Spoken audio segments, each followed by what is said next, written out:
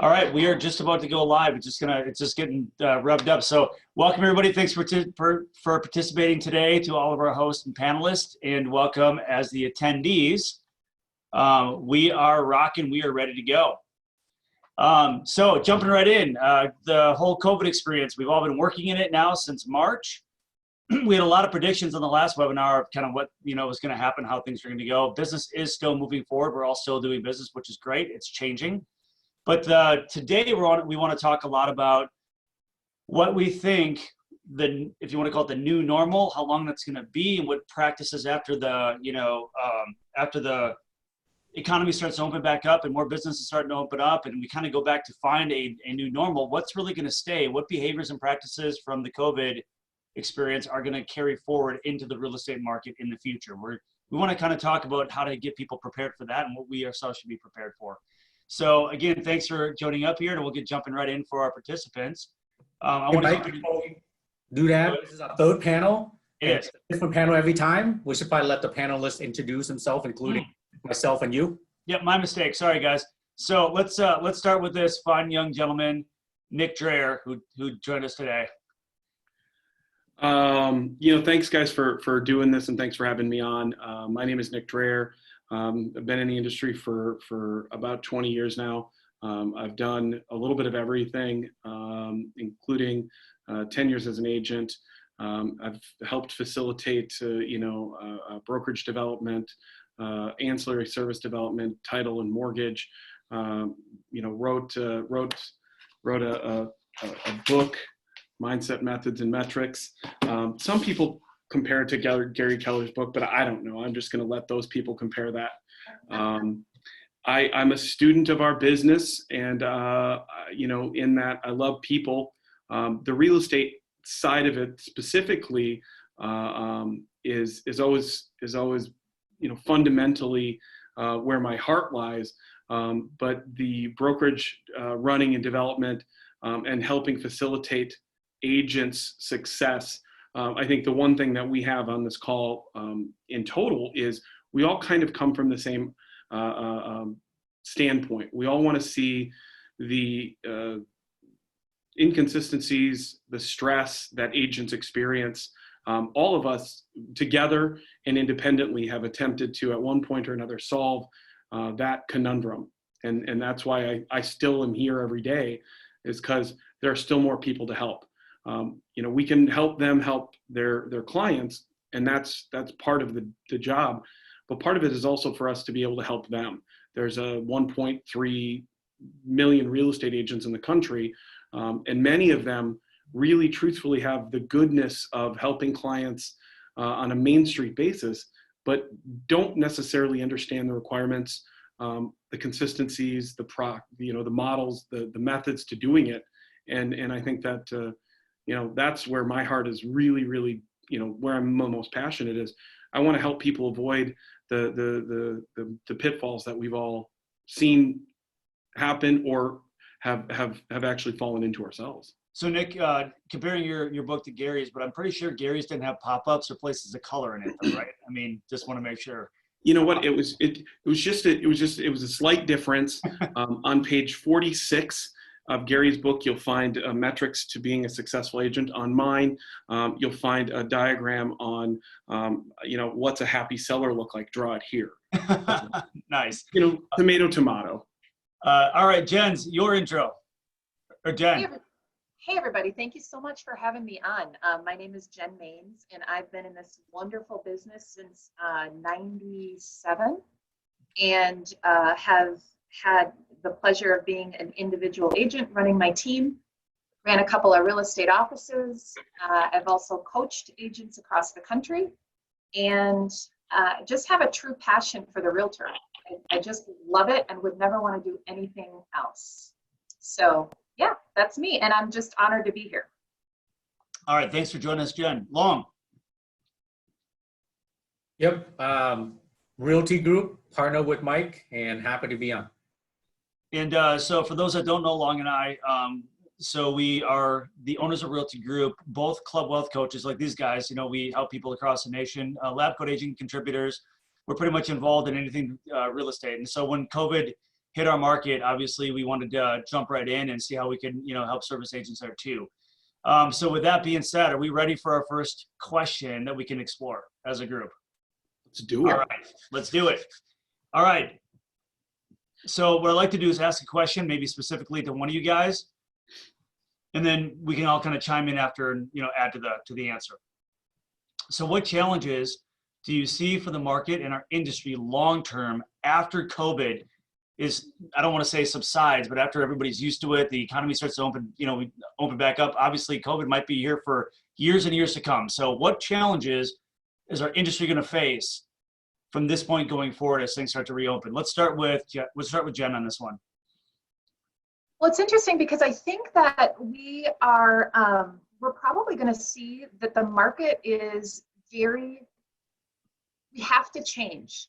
And for those of us that have been doing this a long time, I think it's probably more difficult on us than it is for the agent coming into the business, because we remember the days of how, things used to be, where you'd stick a sign in the yard and it would sell. It's actually still happening today.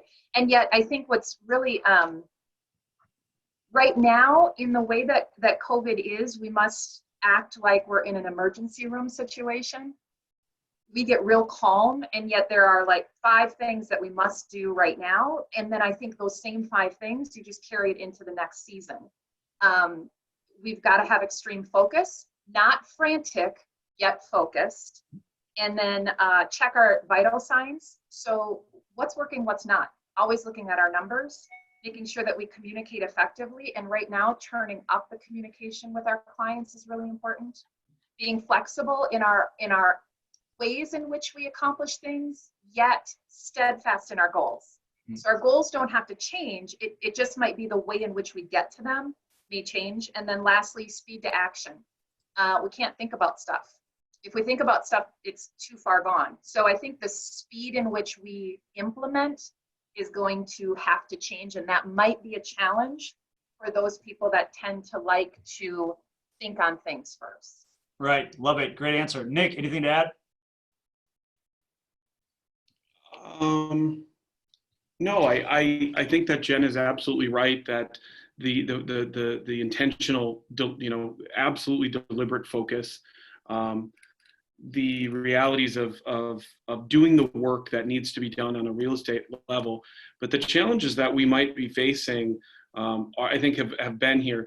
To Jen's point, it's easy to say, oh, well, it used to work like this. That's a bad answer any place, that regardless of, but it happens so frequently. Somebody says mastery is boring in our business, and maybe in any business, but so few people actually, achieve mastery, not because of an inability, but because of lack of intent and the failure of stick-to-itness. So what comes out of this in terms of challenges from an agent perspective are the same things that have been true this entire time. What this does offer us, though, Mike, is it offers us an opportunity, whether you're somebody new coming into the business or whether you've always wanted somebody else's production.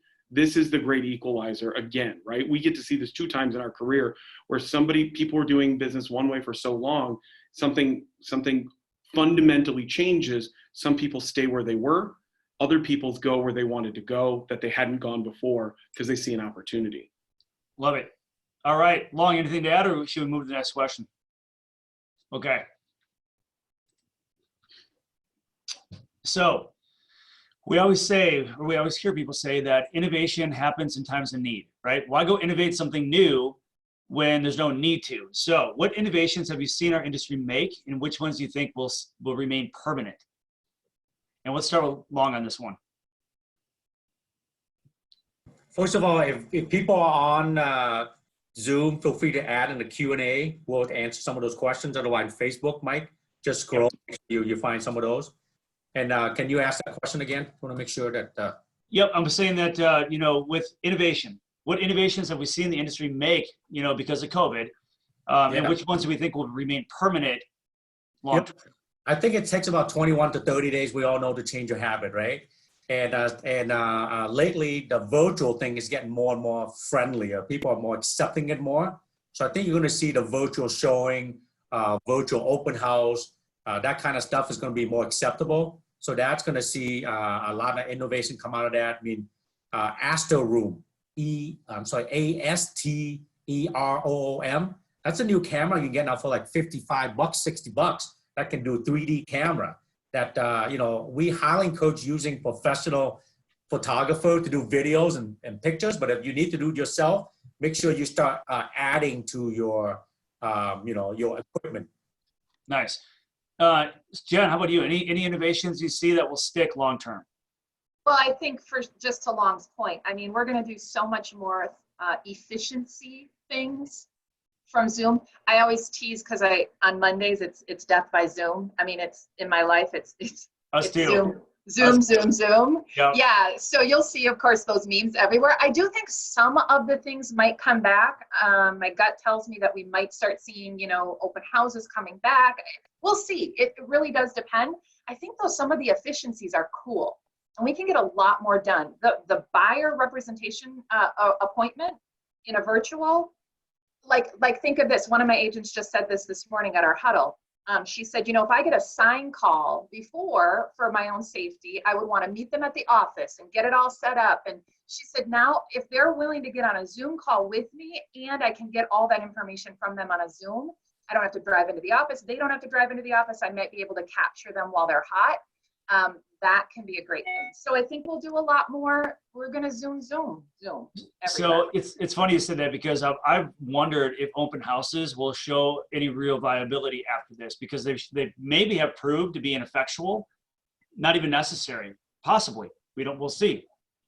And then as far as the Zoom goes for new lead and new buyer inquiry, I'm hearing a lot of agents all over the country saying the same thing, that once a lead inquiry comes in, regardless whether it's online, sign call, wherever it's coming from, they're converting those to Zoom meetings instantly rather than just going back and forth on text. So that's something I think that could stay, a different inquiry interaction. I think that's something that could be there. Nick, anything to add? Any innovations that you see?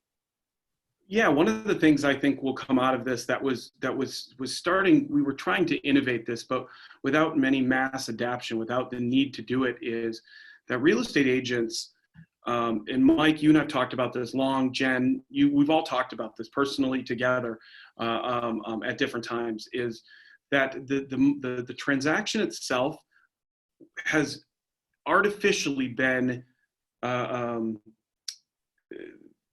there's been so much friction in the system that this is now removing from the transaction. And what we need to do is continue to focus on the removal of friction that has caused buyers and sellers along the way to get frustrated. Outside of what is an absolute necessity, we haven't innovated beyond that because, well, this works. Let's have them come into the office. We've created scripts about why that makes more sense and do it like this. And yet really what we're doing is we're really just making it more difficult for the consumer so that they're somehow more connected to us. And us as this meets them where they want to be. As a millennial, do you want to come into your office? No, we can do this via FaceTime. We can do it via Zoom. I can see you right now, Mike, like I could, except I don't have to drive to your office. I don't need to waste my time doing something that, or you coming to me, right? I mean, the efficiencies are there, but also this continues to require that we eliminate friction where possible. Well, if you look too, we talked about it. So the mechanics of the transaction can be pretty clunky, right? Yeah. And even just the home search itself can be pretty clunky. So, after COVID is here for a while, the world starts to open back up. Are people going to unnecessarily walk through 10 to 15 houses comparably when they know they probably won't want to buy those houses? That's something that's happened for years. Will we find that open houses are redundant and therefore unnecessary? Very well could be. Right, so I think the efficiency of the home search changes drastically.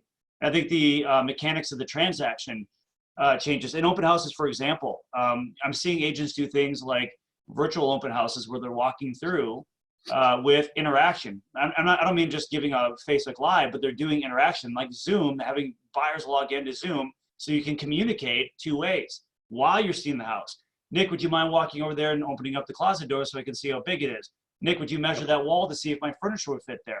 Legitimately, we're seeing that the efficiency and streamline in the home search process is changing. Same thing on the listing side. So great thoughts here, guys. But Mike, don't you think too that this is Facebook Live. People are going to watch this, now and forever. So we're setting it out there. But I think that the process itself has always been, inefficient because agents wanted to spend more time and you're trying to develop it. But I think the consumer was frustrated because we couldn't how do we differentiate our offerings as a practitioner, as a professional, from the offerings of Zillow, for instance. Not that they're the bad guy, but everybody can see the house. So one of the innovations I think that I would love to see and continue to kind of grow is that we can send our consumers, our clients, our buyers specifically, but likely sellers as well, but specifically, you can use these property videos to expedite what our customers really want. We can use the analytics from these videos to say, well, they spent a lot of time looking at things in the kitchen, and they clicked on the kitchen FAQs, right, within the video, that I can go into the kitchen and say, what's the range, what's the microwave, what's the dishwasher, that I can look at the floor, the wood. All of these things will essentially have tags on them that we can see, that we can trace, that we can track, so that we know what people are looking for, so that their words, oftentimes, as you guys know, we sometimes had to work on scripts to figure out really how to get to what they really want. Mm-hmm. They want a 3-bedroom, 2-bathroom, for $250,000. Well, there's a whole lot of variance in that that we know. So we'd show them 10, 12 homes. They weren't happy because they were seeing a lot of different things, most of which they didn't like. This will allow us an opportunity to hyper focus on what they most like, which is more lifestyle than 3 bedrooms, 2 bathrooms with 2,500 square feet at $250,000. Which also kind of describes the archaic way that homes are searched for with pure metrics of 4-bedroom, 2-bath price, right? So Jen, you were talking about, efficiency. Do you feel that throughout this process, it's now becoming more of a process of elimination rather than a process of finding the right one? It seems to me that people are eliminating much better right now before they ever go into a house. Do you feel like that's going to continue? Yeah, I think so. And the question then would pop up is, have they gotten better at eliminating, or have we gotten better at listening? Ding, ding, ding, right? Yeah. So, see, right.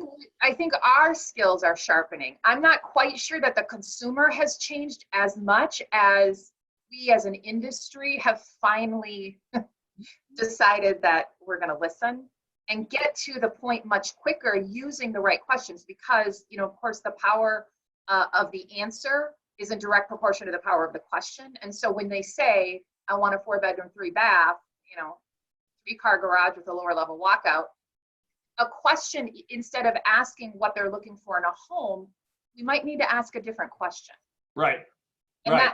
I'm not quite sure if it's the consumer that has actually evolved into something different, or if we've just listened better. We're having to listen. I agree. I have a feeling that if I had to be a gambling man on this one, I'd say it's our industry changing the behaviors. The consumers are following what we're putting out there. So I agree. I think it's a change coming from us. Next question, and Long, I'm going to direct this one starting with you. What psychological changes will agents and consumers face going forward? Well, we always talk about everything's about mindset, right? We know how important that is. So I think it's just the mindset of being comfortable with the new normal, if you want to call it that, because when this thing reopened and it's starting to, we're not going to turn on a switch. It'll be more like a dial, right? Mm-hmm. And the weird thing is that dial will be different for everyone. Depends on your comfort level.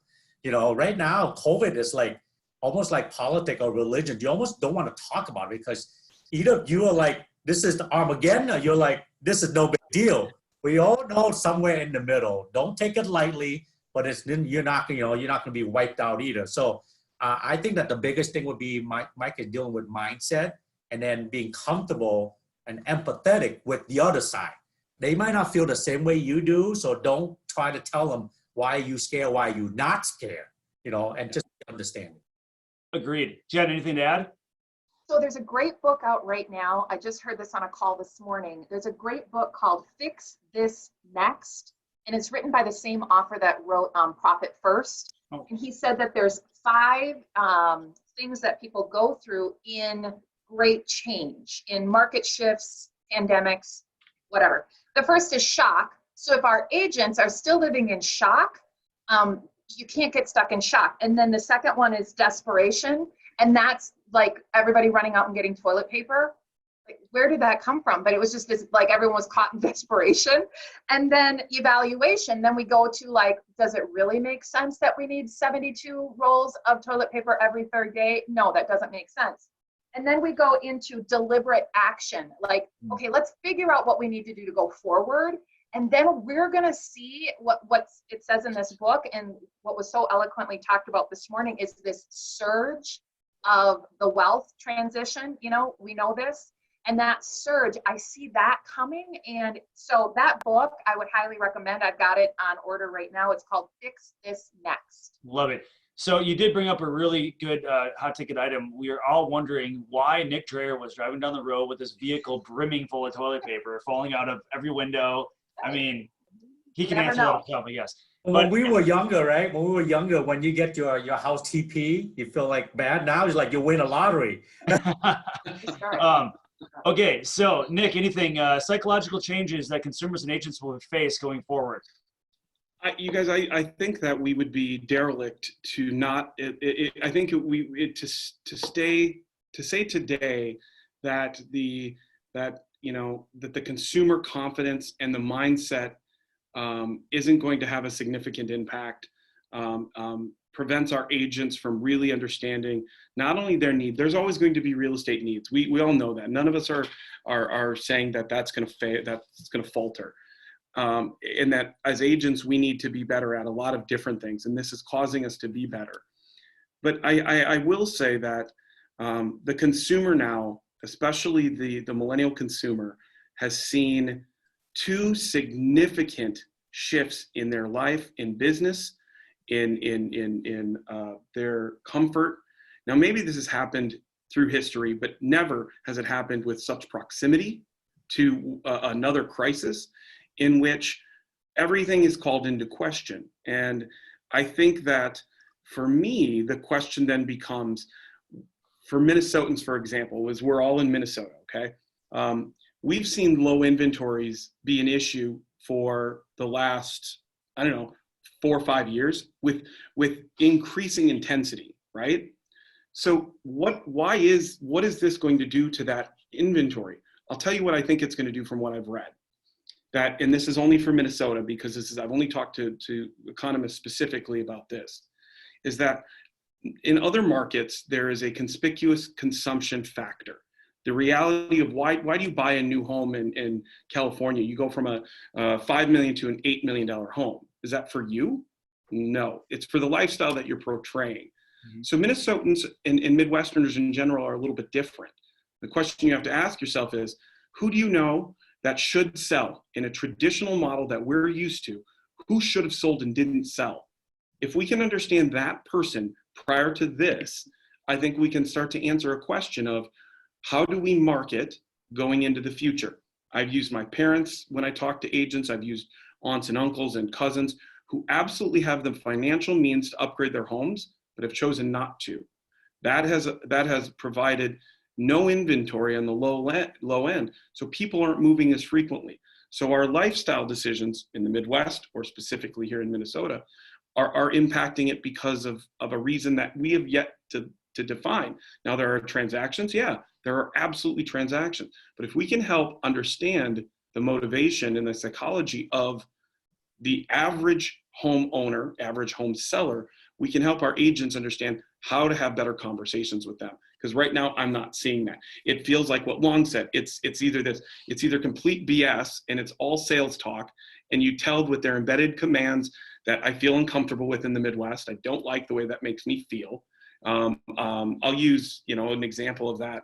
I like Michael Hellickson a lot, but Mike, we've had this conversation personally, is that what works for him in California and other coastal cities does not play well for us.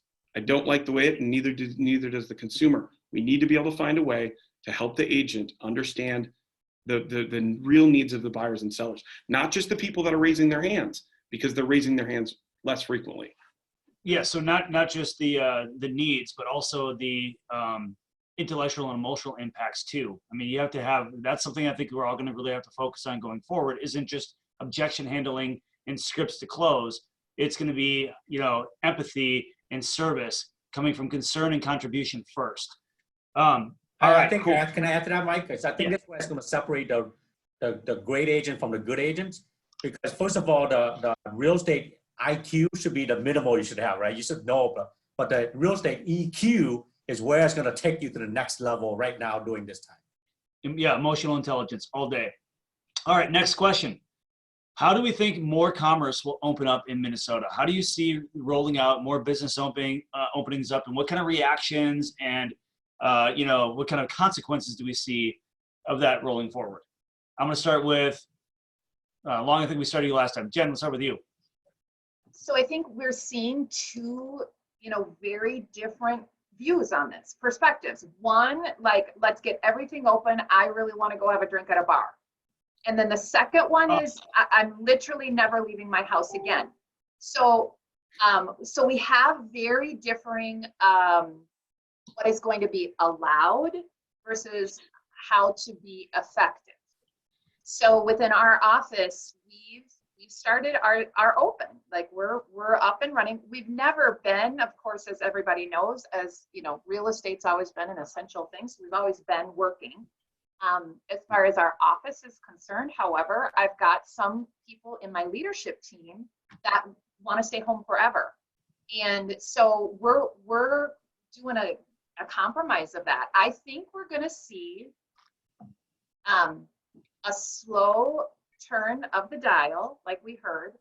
And so what we've done is we've set up some policies in place, and I'm more than happy to share this document. Mike, I can just email it to you. It's a Word doc, so everybody can, whoever's running offices can take a look at it, and you can edit it to however you want. But we put in there different protocols. What does this look like? How are we gonna social distance? What's gonna happen with all of our services that we provide to the agents? Like, what does that look like? And have it spelled out and effectively communicated. If you'd be willing to share, I'd love to see a poster right in our Minnesota COVID Facebook group. Awesome. That'd be a great place to put it. Yeah, I can do that. Yep. Mm-hmm. That'd be great. Help me find it, and then I'll. Well, I'll tag you into something there. Okay, thanks. Yeah, I'll load it up there. Okay, Nick, how about you? How do you see more commerce opening up in Minnesota, and what do you perceive as being the consequence thereof, good and bad? I think, this may be an unpopular opinion, at least at its front, that I believe the longer Minnesotans are quarantined in that we're governed more, that on the other side of this, the longer we're here, for us in real estate, the more demand that there's going to be. And I'm not being funny about divorces. We've seen the memes, but I think pent up demand will be there. So from that standpoint, I think that people will come out of this understanding what they like and dislike about their homes, what they dislike and dislike about the people that they live with, where they live in proximity to where they work, if they need to continue to go to work, and also, do they want to be in, we most of you probably read what I've read about condos, right? Is that people in our market are saying, if I can smell that they made, sauerkraut last night for dinner, that means I might be able to smell their Corona as well. So maybe I don't want to be there. In terms of opening things up, it's like Jen said and Long said before that, it's such a polarizing argument. What I feel like is we want to be safe with people. We want people to feel safe, to feel comfortable. It's kind of like, you guys, to me, it seems a lot like the fallout shelter that our parents had to go through. Crawl under your desk, put your hands over your head, and then hope that it whatever. I don't think that can happen. We are a society where we must be together. So businesses like ours and businesses outside of that continue to innovate how to make people feel comfortable. The EQ matters again. They have to feel comfortable. So if you are a consumer that feels like you are at significant risk as your service provider, I need to be able to accomplish whatever it is you need while still keeping you safe. If you're somebody who doesn't feel that way, I still need to facilitate a transaction which I can protect those around you and also fulfill your needs. So I think getting up and running faster gives us an opportunity to innovate. The longer we're not up, the more fear that comes in, the more frustration, which is additionally polarizing. We need to be able to open up so that we can say, these are the precautions that we've taken. You've seen them at banks and you've seen them at grocery stores. Now you're seeing them at the closing tables, right? You're having shields up. Is that going to be forever? Probably not. But it does change how things work, and arguably it creates some additional, not just frustrations or concerns for the consumer. Am I safe? So find a way to make them safe. Find a way to make them feel comfortable based on their feelings about it, and then work with people who will facilitate environments in which that exists. Love it. Long, anything to add there? Yeah, I think, and logistically too, when you start thinking that with all this stuff happening, people might have different needs what they see in the home, like Nick said, like the way it's laid out right now. We all might want to have a little space now for either a home office or a gym, because we're like, well, now I need an office to work out, and I can't. Be nice to have an extra den now, So now there's things that's going to start coming up when people look for a home, want that extra bedroom to turn to a den or maybe a gym. But I think you guys both. I think you brought up some really good points here in the fact that urban centers have been where the push has been. Like there's more people that have moved in, more condos being built. We're building high, not wide, right? And now that challenges that. This whole thing challenges that mindset, right? Now we're seeing people saying, I want to spread out again. I want to get some room. I don't want to be confined. Long, you bring up the home gym, for example. I myself am putting together a home gym because the gyms are closed. And I find myself wondering if I want to drive back and forth a half an hour, a day, 15 minutes there, 15 minutes back, fight the crowds, wait for my turn on something. I'm like, I might just work at home from now on, So I think some of those behaviors are definitely going to change. But I think what drives people in terms of shelter and where they're going to be, urban centers may take a hit on this long term, I believe. All right, next question. All right. Currently there's been sort of a pause on foreclosures. We see, Nick, you alluded to this. We see things in real estate happen in both leading and lagging indicators. What happens today, we may not feel in the real estate cycle for 60, 90, 120 days, right? So, if and when the 30 million people that have filed unemployment and all the things that are happening economically, but people are still buying houses. I mean, even most of us or some of us are doing more business this year than we did last year. But has the full economic weight been felt of this yet? And if not, do you see at some point a rise in distressed property, bulk purchases, short sales, REO, things of that nature? Where do you see that going? Well, Mike, I'll jump in and I'll say I've done a lot of research and a lot of communications. We had a mortgage shakeup here in the Twin Cities that allowed me, for whatever reason, to be smack dab in the center of having conversations with high-end mortgage executives, people with billions and billions of dollars in mortgages. And I had to ask them the same questions. And so here's what they said and how it relates to what I think. None of us, no one in the country has a vested interest in seeing what happened last time happen again. Mm-hmm. It disrupted everything. And so because of that, the mortgage companies are going to be more willing and, in fact, probably more proactive in helping people manage this. This is, for many of these people, this is no fault of their own. And this will erode the idea of home ownership. If this results in a significant number of foreclosures, this will result in people never coming back to this market. They will rent forever. They will not buy. Mm-hmm. And so the mortgage companies, along with what they're doing at NAR and in other instances where there's people that are pushing for this, right? This isn't a time where the companies are going to see if the consumer had no responsibility in them being in this situation, right? And they couldn't help themselves out of it. If they revoke that, it's going to ruin the system, and they know that. So what they're going to do is they're going to work with people longer. They're going to do short sales if short sales are an absolute necessity in a situation where there's a nightmare, divorce. They're going to be working on those things. And I'm excited about that. But what that means is, to your point, Mike, instead of feeling this for 90 days, 180 days, this is likely something we're going to feel for the next 60 months, right? Is there's going to be these conversations in which I lost my job during COVID, I was deferring payments, I was changing it based on this, and eventually that will impact what they think of what the mortgage company is capable of doing. So no, I think it will be very different than it was last time, and for good reason. And to that point, I think if you look back, the crash was actually happening in 2007 and very early 2008, but we didn't have that D-Day moment until September of 2008. We didn't even hit the lowest point until about March of 2009, right? So we feel these effects in waves. I agree with you. I tend to agree with you that I think if we don't take a different course on how we deal with the mitigation of this, you mentioned short sales, and maybe Jen, maybe you have something to add to this, but do you feel like some of these processes, including short sales or workouts, will become more streamlined? Last time they were so clunky and they just didn't work. Everybody that was in the market then can tell you that, well, I sent one short sale to a bank 5 times. I kept losing it, right? So, I mean, do you think the processes will streamline and be easier for workout scenarios?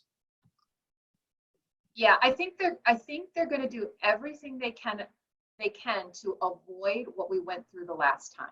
So even though statistics that have just come out recently about, they've done a survey, and one statistic, and statistics, but 44% said that they're going to delay their purchasing. Buyers are right now because of the uncertainty of what they're going through. Well, yeah, I think that we will probably not see, and if we had a crystal ball, it would be awesome. Yet I don't think we're going to see this occur like it did last time. I don't think you're going to walk in one day and your values are going to be 60% less and the phone's going to stop ringing. Like, I don't think that's going to occur. It'll be interesting to see these continuous stimulus packages that keep coming from. Like, we may see this, the ramifications of this in our kids and our grandkids, and that could be, but I don't think we're going to see, I could be wrong, and I just don't think we're going to see that foreclosure thing like we did last time. Not to that level, right? Long, you were in the foreclosure market as one of the top foreclosure agents, at the time. What's your thoughts on this? Yeah, because I agree with both of Nick and Jen as well, is that plus the company for PR, they don't want to have bad PR by foreclosing on people because something they can't control, right? Plus this time around, there's forbearance. There's a lot of home with equity, right? So that's another good thing. But what you will see, like Jen had mentioned too, is the unemployment piece. So I got 2 boys, adult kids now, 19 and 23. One got laid off. His name is Jake, smart kid. He's literally telling me, Dad, I make more money unemployed than I'm working. Whereas my other son, Taylor's like, this sucks. It's not fair. I'm working and I get make less money than him. So, so you're gonna have to, when do I get back? Do I go to work, make money, and then buy a house? You see some delay, but what I will see, you guys, think is gonna hit is the short-term rental, the VRBO, the Airbnb, because the travel industry, right? It's gonna be, well, people are gonna be, is this safe for people to come into my house? You have to stay. And so you might see some of those people selling them off. So that might help with the inventory a little bit because it'll go flow through the owner-occupied side. That's what I see a little bit of. Gotcha. Great answer. All right. So next question. Hey, Mike, on that, for those of you guys who want to decide going for sale by owner, which is people are really scared right now, there's a way for you to look up the short-term rental and go after those people and see if they want to sell. That might be a thing that I'm just give you a heads up. You might want to hit up. Yeah, or absentee landlords, out of state vacant landlords. Those would be really good right now. Okay, so the other one I was going to ask you, the next question. We talked about some innovations that have happened. Okay, but where do you see things that have yet to innovate that you think should right now, because we're in innovation mode? What do you think our industry could really benefit from a further innovation right now? Nick, I'll start with you on that. From an innovation standpoint, I think, again, I go back to the same response in theory, is that we need to continue to alleviate the friction, the friction that is not natural, right? The man-made friction in a transaction to facilitate a more comfortable solution for the buyers and sellers. I think you're seeing things that are happening right now on the title industry, for instance. You're seeing some things there. I think as we move forward, you'll see less dependence on the way that title was being done, which was incredibly archaic. I mean, we're talking 40 years of no innovation in that space. We have title companies that exist. And Mike, you and I have spent time, I've obviously worked for a title company, you've owned a title company. And so you and I have had time to talk about the inefficiencies in the system that are there for no other reason than that they just exist. And it's like, I don't think that needs to happen anymore. That's one. Two, you're seeing innovation in the way that real estate practices are happening through video that are making the consumer more friendly with the property. But in terms of innovation beyond that, I think we're going to see things that the consumer can't see that will impact the agent, which is better use of systems, CRMs, dashboard systems, tracking systems. We all say the same thing. We prescribe, all the panelists on this call subscribe to the same idea. Metrics are important. Metrics are far, far, far too often the last thing an agent wants to think about. Mike, you and I are kind of maybe grouped in the same, is that we both are people in front of people a lot. People, oh, I love Mike and Nick, well, great. But the things that I think I learned about me and about my businesses is that when I started tracking them, I found where my inefficiencies were. I found where I was failing, where my struggles were. Those are the efficiencies that we're really going to dig into.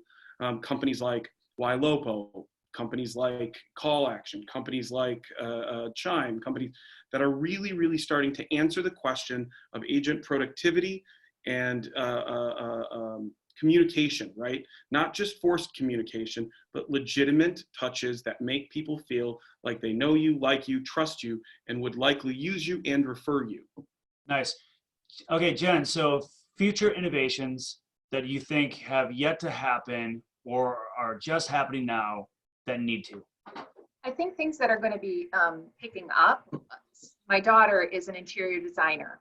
And so she, back at one of her projects with school, was to do an entire virtual design, studio, consultation, everything online. And you're seeing that now more and more. Nice. So I think that is probably going to, anything that would be a virtual, anything that's going to go through this good old fashioned phone is going to take off. A one-stop shop. It's not necessarily new. It's just going to be enhanced. So for the consumer, we will not be replaced by technology, and we will always have a place as a fiduciary within the transaction and the relationship. So I don't think we will ever be obsolete. What I think could be obsolete is the agent that does not embrace the technology that is available. They may become obsolete. However, the technology that we use to, like Nick said, ease that friction or make things quicker.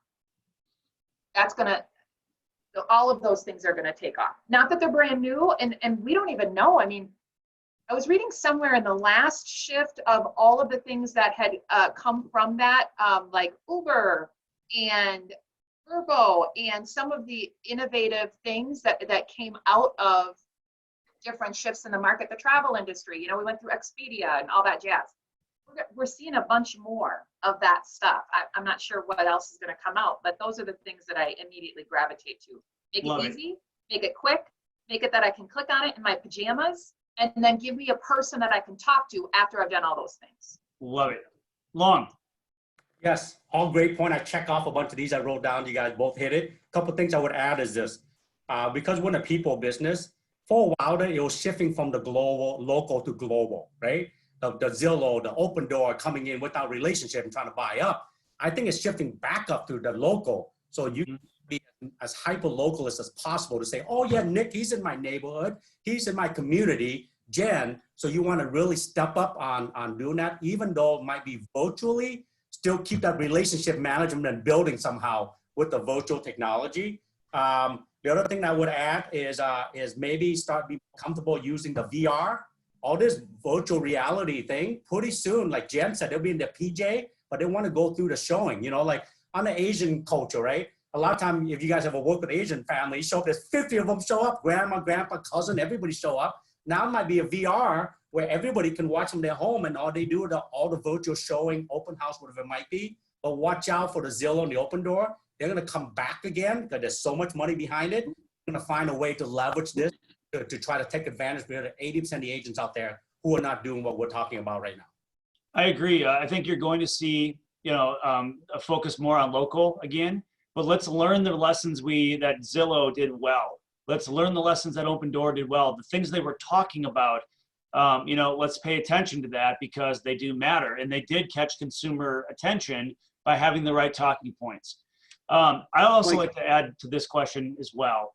What I think will innovate. I think blockchain would be a perfect time. We talked about the title inefficiencies, right? And mortgage. I think blockchain would have a perfect opportunity right now to really step forward and step up their game to increase the mortgage and title efficiencies exponentially. I think you'll also see the home search being under scrutiny and fire. At some point, technology that allows an intuitive approach, an AI approach to determine what a buyer's really going to like beyond 4 bedrooms, 3 bath, and a price. But craftsman home versus, Tudor home. What do they gravitate more towards? Kitchens? What are they spending time on? Analytics behind home search of what gets the most click-through rates and gets the most time. Is it, twilight photos, or is it the transitional photos, or is it the traditional photos, right? So I believe better analytics around the home search, better designs around the home search, because we're talking about efficiencies. People don't need to be walking through 75 houses. We should be able to narrow this down in this day and time, this day and age, to walking through a handful and picking the right one every time, right? I think that is going to be an innovation that will come out of this. Mike, I wanted to say, and this is going to sound a little soapboxy for everybody listening, and for those of you that know me and know me well, I'm going to say this, is that I've seen the iteration of our business now 2 times. I've seen the arrogance and the desire to build your business. I've seen agents not showing up for their closings because they send somebody because it's an inconvenience that they have to show up for the closing because they should be lead generating still. What I think is important for them to know, and I've stressed this with my agents on every single call we've had, and this is it. We are in an honorable profession. We're allowed to do an honorable job if we do it honorably. We all know the guy or the gal who has the greatest car in the world, who races from here to there, and they don't really care. I want those people out of this business. I want the people who their arrogance makes us all look foolish. This is a sales profession. I can't get away from that, right? That there is a sales component to what we do. But if we want to be taken seriously into the future and not outplaced by Zillow or Open Door, then we need to get back to really understanding what people want from us, what we're facilitating. We have LegalZoom. I don't see lawyers worried that they're not going to be in business anymore. But we are, because we continually underserve the client in our community. So I'll say this, and then I'll get off my soapbox. When I looked at the coming out of the last shift or crisis, whatever we want to call it, what I saw was a community of real estate agents that loved each other, that shared ideas, that talked about what was going to be better for the future, not only for the agents, not only for the brokerages, but starting with the consumer first. And so I believe that at the core of who we are, if we start with it being a venerable, honorable profession, that we can create systems and technology that facilitate a better, faster transaction, but allows us to do what our customers really want, and that is face-to-face with them, to really connect with them.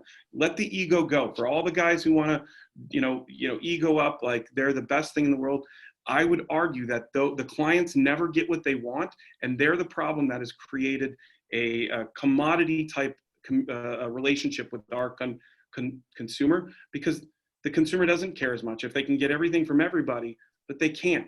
You know your main street. You know the people in your community that need help. You can be that source. You can be that resource, more so than Zillow, more so than any of the big companies, but also more so than the person who may be on, every bus or billboard or and that's not a knock against anybody if somebody thinks that. I want practitioners to matter to the people that are around them. And Okay, if they great. do that, we won't have to worry about it. Great point, Nick. I'm going to go with one more question for you guys before we address a couple in closing for our audience today. So last question for you guys. Long, maybe I'll start with you on this one. What should we do? What should agents do to prepare for a second wave of COVID? So, the world reopens. We, are out there, we're dealing with COVID, and all of a sudden a surge happens and the cases rise like we know they probably will. What should agents be ready for this time versus last time? Yeah, I mean, history repeats itself, right? Leading lagging indicator. The second time around, probably going to be worse from what I'm hearing, right? Because this thing's not going to go away. But we already know what happened the first time. So hopefully don't get caught this time around. Be prepared for it and be ready for it. So if anything, I will go all in right now on making sure that you have all the virtual equipment you need it this time around, the platform you might need it, and make sure you have a way to be able to reach out to all your sphere and database quicker, easier to make sure you keep them calm. Okay. Jen, anything to add to that? Yeah, actually, I've got 3 points. Right now, do yourself a favor and have yourself an expense audit. Cut all the fat. Anything you're spending money on that doesn't make sense, stop it. Number 2, do a process audit. Am I as efficient as I could be, or are there things that I could do more efficiently? And number 3, a capacity audit. So this is the shiny penny audit. Making sure that, sending out those just listed cards, if you didn't get a response and you sent out 6 batches of just listed cards, perhaps you may want to change that avenue into something else. So, and then for teams, this is a little bit harsh, so get ready. For teams, if you're a rainmaker on a team, how many of the challenges that you're facing right now would you not have to face if you had an A personality on your team? If everyone on your team was an A, how many of the challenges that you might be incurring right now, you wouldn't have to in the future? And act accordingly. You can't motivate people, you can only aid them in unveiling their motivation. And so make sure you've got thoroughbreds and no donkeys. Yep. As, That's it.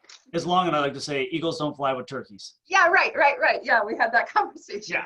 So, but what you're saying, if I'm hearing you right, is, when the market's really good, I always say personally that making money can be one of the greatest threats to your business because it hides all these places you're losing money and all these inefficiencies, and you get caught in these patterns of just reacting and you're still making money and you're fine. Then a shift happens and you're not prepared because you're not making as much money, but your expenses don't change. The practices, the 50% efficiency you're putting in no longer yields results. And you have to go and rip your entire business model apart and start pretty much from the ground up. So what you're suggesting is start now to do that before there's an actual necessity, right? Absolutely. And you're saying if you're running a team, if you've got low performers or just kind of hanger-oners that you just question, they're midliners. They're not frontliners, they're midliners. And you're questioning, should I keep them? Should I not? They're making enough money for the team and they're doing okay, but man, I just don't think they're really doing that great. When there's a shift, they can be a real drain on resource. So I think what you're saying is be thinking like you're already in, like again, thinking ahead, be thinking like you're already in that second wave and prepare and act accordingly. Am I right in reading that? Yeah, and with the people part of it, like that's the last thing. And yet, if you know that there is someone on your team that is not performing at the level that you both have had clear communication expectation dialogue around, just know that they're hurting just as much as you are. Mm-hmm. And so rather than looking at it as, being harsh, you're actually setting them free because they're doing something that's not in alignment with their purpose or what makes them get up in the morning. So life is too short. So I would just preface that by, I don't want to get off this call and everybody's like, man, Jen is like, she's not a nice person. It's that really, you actually are just letting them go to fulfill what their destiny is versus them pretending. That's why they call you the Axe Man. And now I understand what's going on. The executioner. Okay, so Nick, your response. Mike, all right, so I would say that it always comes back to it always comes back to this, is that I listened to a guy not in our business, a small business entrepreneur, owner of a couple different businesses, and he was asked a similar question regarding, what are you going to do if your sales drop by 50%? Something like that. And he said, and his response was incredible. He said this, he said, I can manage that. And he said, because I spend to the degree that I know that I can duplicate regardless. I innovate and invest when I have the money to do that for that purpose. In real estate, whether it's a brokerage or whether it's an individual, our aim is to move as fast from point A to point B. And we miss oftentimes the reserve requirements, right? That natural businesses have, because sell, sell, sell. If you need to make more money, you'll make more money. Well, what happens when you can't, and you've been you can no longer outperform the market, and you don't have duplicatable systems and process. And so what he said was, I can live with what I need here while still investing in my business as it grows. Again, it will always regrow. And he goes, but I can also trim where I need to trim, and I don't have to be worried about a significant shift in my lifestyle. That, ladies and gentlemen, is what they call freedom, right? Is that you can still work hard and still grow, but that when you get to a certain point and the market shifts dramatically, he looked as cool as a cucumber. So I called him afterwards, didn't know him before, and I said, are you really that cool? Honestly. And he goes, absolutely. And I'll tell you why. I did this before. I lost everything. And I promised myself that I would never be emotionally committed to the money that I think I need to make. I'm committed to being safe for my family. And I've created an environment which I know that I can make what I need to make that happen, while at the same time taking advantage of opportunity when it exists. That was the most powerful thing I've heard in all of this. Your biggest desire to make more money is oftentimes it's hampered by your expenses always meeting your income. If you can avoid that mentality, you will have the freedom to grow in any market. So, you know, we were talking about market insulation, right? So that's what we're really talking about. We're insulated from the market. A couple of things pop up to my mind in there too. Number one, it isn't about the number of clients you have. It's really about your pipeline. It's not about your closings. It's about your pipeline. So if you have a pipeline, you use the words replicatable or duplicatable, right? So the process is that makes your pipeline what it is. So if your pipeline's, you know, consistently 10, 15, 20 people, whatever your pipeline is, and that gets cut in half, does your lifestyle, is it still supported by that number, right? But that's market insulation, meaning I'm not going to go bankrupt or lose my stuff because, you know, my pipeline got cut in half.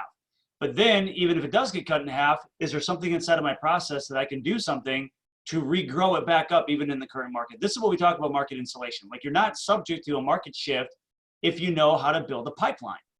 So that's the reality of it, right? And if you know how to leverage, it's pipeline building and leverage, those two things.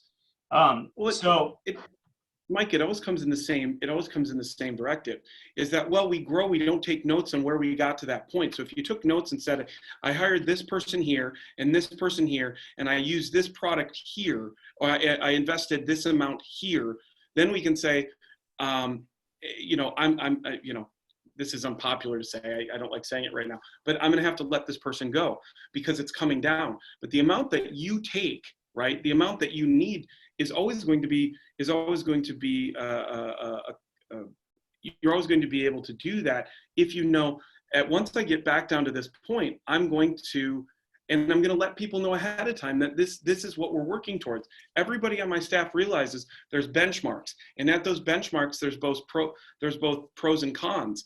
If you have those and they're all laid out, everybody knows what they're dealing with, and there isn't no hurt feelings. I can apparently talk. There aren't any hurt feelings because we said, once we drop below 100 transactions, I have to eliminate this and this and this and this until we can either innovate back up, the market changes and comes back up, but that way you can really manage as a CEO, as a leader, as opposed to the emotional responses of, oh my God, I have to let people go. Well, yeah, but you already outlined that. But arguably, you're talking about if you built to 30 transactions a year, you can deconstruct some of what you've done there because your 30 transactions might now be 20 or 15. So you can deconstruct some of your expenses. Or reallocate some of those funds to places that, maybe you're going to really dive deep and invest in lead generation, which you never did before. Or maybe, you shift those resources somewhere else to continue to build the pipeline. So again, this is why I'm going to go back to what Jen was talking about. If you can prepare yourself now for, a lagging indicator 120 days from now, make the shifts now, not in real time. When you're coming from an emotional place, that's where you're going to have the trouble. It's got to come from a planned, well-planned, turn the dial slowly, not 180 degrees at one time. Guys, I think we're about out of time, but I wanted to address any questions from the audience. One we had from Sean. We were using this as a stress test for business SOPs. I'm not sure which thing, Sean, you were talking about. If you want to type that in, that'd be great. Also, I had one here from Mike Wright. Let's see, where did that go? Is it realistic for realtors to have to drive around to every home to do Zoom or Facebook Live meeting for the clients so they can review the home virtually? I'll jump in with that one, but if you guys want to start in first, someone want to take that one first, that's fine. So I think what Mike was saying is, do we have to go to every single home virtually to take virtual images of to send back to the client? What's your thoughts on that, guys? Jen, maybe you want to start with this one?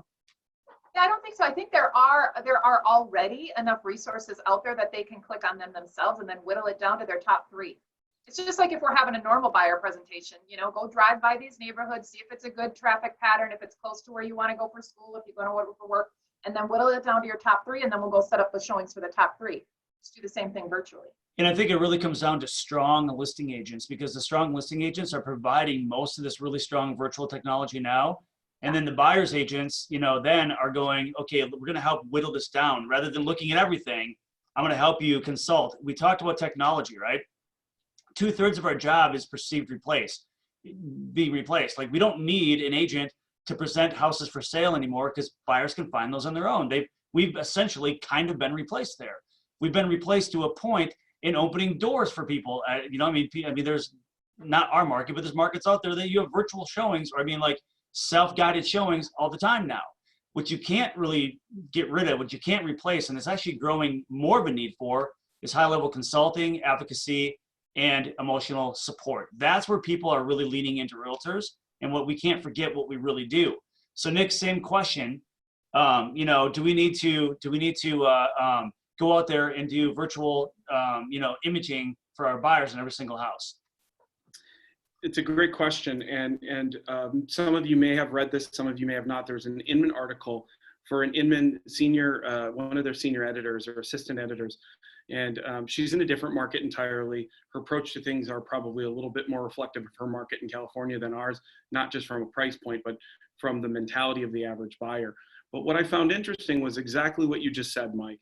Nothing can replace the education, the resourcefulness of an agent, and the one thing is the empathy of understanding where they're at and why we're here, right? I want to go work with a doctor. If I get cancer, I want to work with a doctor that's worked with cancer patients, that understands how I might feel, and that's a big part of my psychology.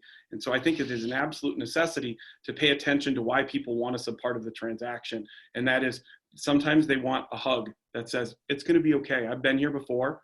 I've set this up. And remember when I said this? I think they want somebody to celebrate with when they get the news that they got the house. And then they want somebody to celebrate afterwards to tell them congratulations and good job. And I think that doesn't change. There's no automation to that. Remember, there's no automation to the things that make our clients feel the best. It's still your voice, it's still your face, and it's still your experience. Absolutely. So Long, how do we whittle down efficiency where we're not running around taking, virtuals for every buyer in every single home? Yep. Automate, delegate, eliminate. We have here, right, Mike? Yep. The process system to automate as much you can, delegate as much you can, and eliminate as much stuff you don't need to do. That's the only way you can grow. Well, in the spirit of elimination, this is where I'm talking about efficiency. We shouldn't be running around to 20 different houses. We should be narrowing them down with our buyers. We should be leveraging virtual technology the listing agents have already provided. We should be going through the wants and needs list very much in depth, not just leaving it up to the buyer to say, oh, let me know when you find one you like. No, have real conversations around each home. Understand, the things that are tangible and intangible that buyers want, that even the things they struggle to articulate.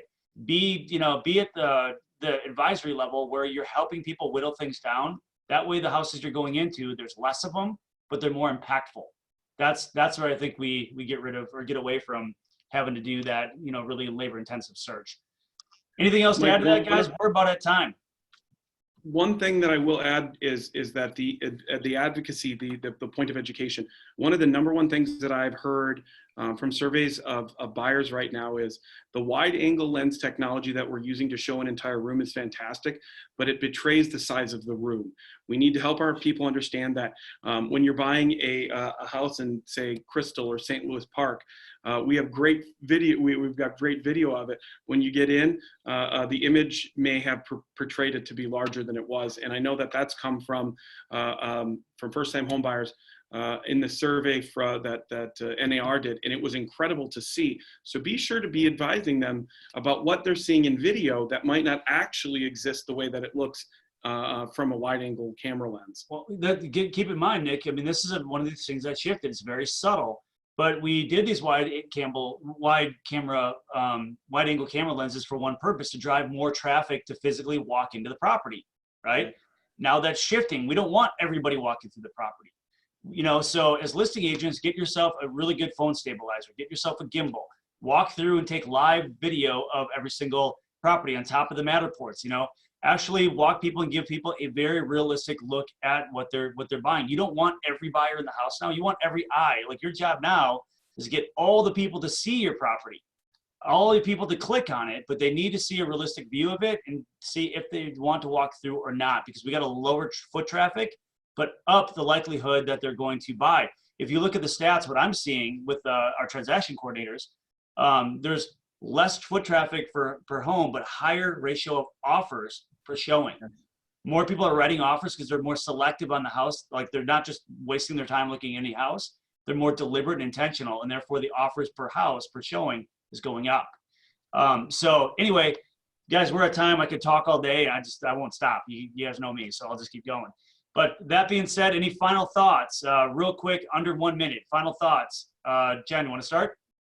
Well, I just am really grateful for the opportunity to be on the call. And I would say this: everybody get back to the basics. I know that that's a tagline that we always use, and yet just remember that we are in the business to help people achieve their goals. And so it's time to pick up the phone and make the calls, because they're home and they will answer. They're bored. And then make sure that you are building your database. Be in touch with your database. Build a moat around it so that nobody can penetrate it. Love it.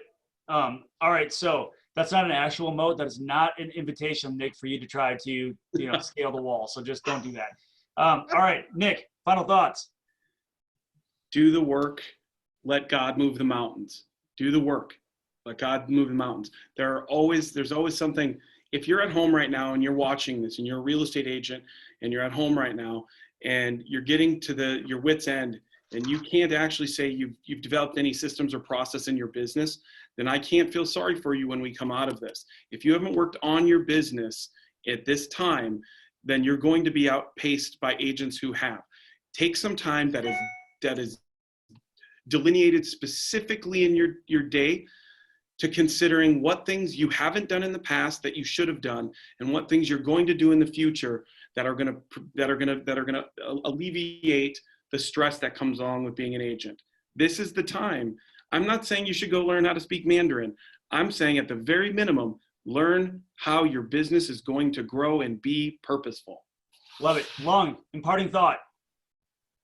He's good. Long as man a few words. All right. Thanks, guys. The audience that we had today, enjoy. If you guys have any direct questions for us, feel free to text us, email us, whatever. Have a great one. Thanks, everyone. Thank you. Thanks, Thanks, guys. everybody.